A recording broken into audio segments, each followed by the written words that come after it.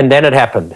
You made the one-day team when you were 28, you made the test team when you were 13. Now you're playing for Australia. Talk us through that experience of starting that late, joining a hell of a great team, and how did Mike Hussey go now as an international cricketer in that setup? Well, I still remember getting the phone call. I'd played a game for Western Australia. We'd flown home and I was just going for a walk along the beach, and the chairman of selectors rang me and said, Justin Langer's got he's struggling with a rib problem.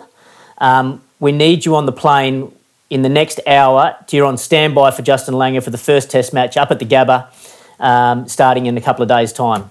And so I was like, wow, okay, awesome. Straight home, packed up my bag as quickly as I could, straight out to the airport.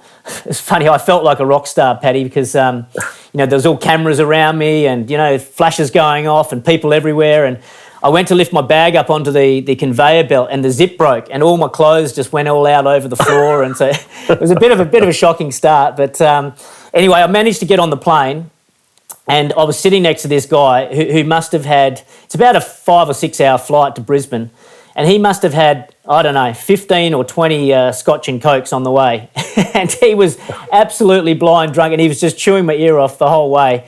So it's not the best flight either. And then I got to the team hotel and I must have stunk like alcohol, even though I hadn't even had a drink. And the team was having a barbecue. And I've got to say, you mentioned that there was some unbelievable players in that team. There's Warne, there's McGrath, there's Ponting, there's Hayden, there's Gilchrist. I can't even remember who else was there, but big names, big egos, and they were absolutely sensational. They made me feel as though I deserved to be there, I was good enough to be there, and almost part of the team, literally from that first time I even met them. And I thought, wow, how good's that? And I remember going over to JL and just saying, mate, how you going? And JL, he's one of the toughest guys that has ever played. He was like, mate, it's a complete waste of time you being here. You might as well bugger off home. I'm definitely playing the test match. And I'm like, okay, no worries. But what I didn't know is that he was, high on painkillers. And I spoke to the physio and the physio said, mate, if I was you, I'd be preparing to play. And went to training the next day. And I watched JL like a hawk at training. He didn't do much in the fielding session, and then he went to the nets, and he was batting first, and I was watching him bat, and he was batting like a dream. There was cover drives, there was cut shots, there was pull shots, and my heart, I must admit, it sort of sank. It's sort of like, oh, bugger, I'm going to miss my chance again. Anyway, I was going into the nets after JL, and he was walking out, and he looked me straight in the eye, and he said, I'm out, you're in, good luck. And then he walked off. And so I was like, trying to process what he'd said to me. And I think I got out 4 times out of my first 5 balls that I faced in the nets. I couldn't think straight, I couldn't see straight. But I said to myself, right, come on, you're going to be playing in a test match for Australia, you've got to switch on here. And I remember waking up, for the game, feeling really good. Bill Brown, who was the oldest living Australian test player, presented me with my baggy green cap, which was a huge honour and experience to go through as well. And then Ricky Ponting won the toss and we were going to be batting first, and I was going to be opening the batting with Matty Hayden in about half an hour's time. And that's when I lost all control of my emotions. As I said, I was feeling great before that, but you start getting the real bad nerves, the butterflies. We did the national anthem. I lost all feeling in my legs halfway through that. Race off to get my pads on, and went to the toilet for about the 35th time, and there was Warney, and he's in there. He's just got his little underpants on, smoking a cigarette, and you could see how nervous I was. He just said, "Look, Huss, you've got nothing to prove to anyone in this dressing room. You just got to go out there, play your way, and you cannot fail."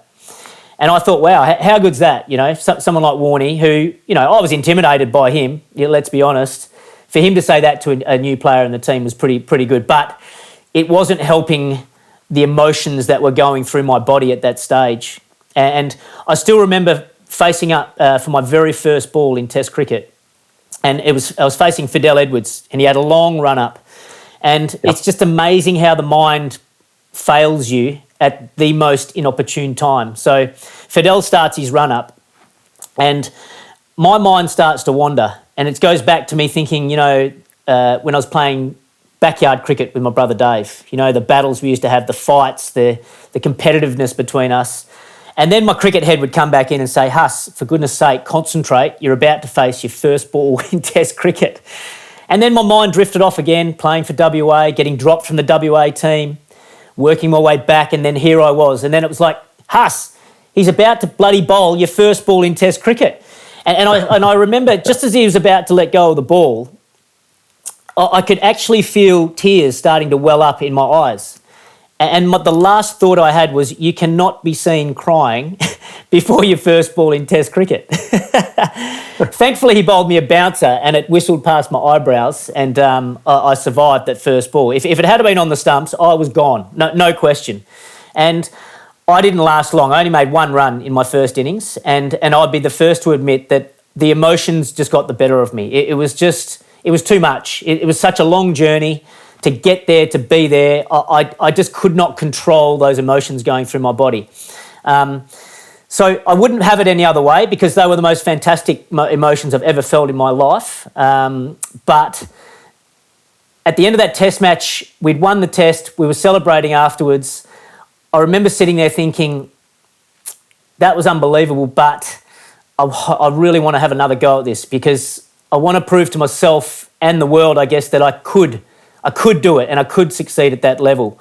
And thankfully, the next Test match was down in Hobart, a very relaxed, chilled out place.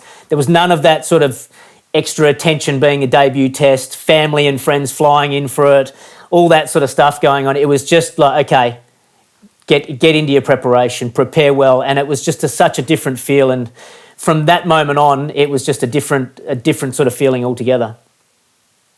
That's amazing. I mean, it's an amazing story, that your first Test match. But as you're telling it, I still now can't get the image out of my head that Shane Warne standing in his underjock smoking a cigarette doesn't conjure up a very intimidating image at all. Yeah, it was amazing. There's probably a few more of those Warnie stories around as well, but probably for another day, Paddy. Yeah, I'm quite sure. And then, how many years do you play then Test cricket for Australia? I think I played just over 8 years for Australia in the Test match arena, which was just amazing. Like that, especially those first couple of years, because the challenge for me, Paddy, was I got to a stage where I was happy with my game. I knew what I needed to do to prepare well. I knew how I played my best cricket, and just to be at peace with, what will be, will be. So my challenge was, when I got to that level, could I keep that same mentality, or would I fall back into that same trap of getting too intense and wanting it so bad? And I was very fortunate in that first team that I played for, that was a great team. It was just unbelievable, because it mattered. Like, I wanted to score runs, but it didn't matter if I scored runs, because Hayden was going to get them, or Gilly was going to get them, or Ponting or Langer or whoever, someone was going to get the runs, So I didn't feel a lot of pressure, and it was all new and fresh and exciting. But the real challenge came about, I'd say probably 3 or 4 years in. McGrath and Warne retired, Langer retired. Matty Hayden was right at the end of his career, and I inadvertently started putting more pressure on myself. I started saying to myself, right, you're a senior player now. You've got to step up. You've got to take more responsibility. And that was the worst thing I could have done, Paddy. I'd inadvertently gone back to putting more pressure on myself. And sure enough, as history again will show, my performances started to go like this. And I was fighting with myself. And when you're playing for Australia at the top level, you love it. You want it. You want to be there for the rest of your life, and you do anything. But I can even feel myself now. I'm tensing up even thinking about it. You never play your best cricket when you're in that frame of mind where you're tense, you're stressed, you're too intense. And I made exactly the same mistake again. Thankfully for me, I was a bit older and maybe a little bit wiser, and I was able to come out of that before the selectors made the decision to get rid of me.